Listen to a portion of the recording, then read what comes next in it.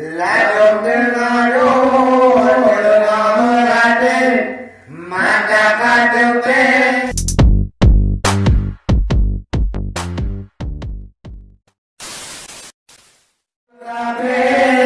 dari mata kalu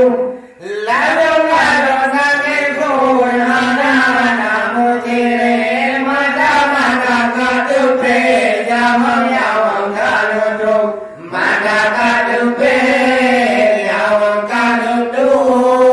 la dum tengada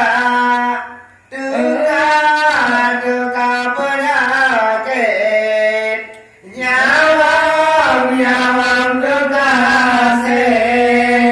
rupa sulintung la dum tengado rate mata katupe kamu krokum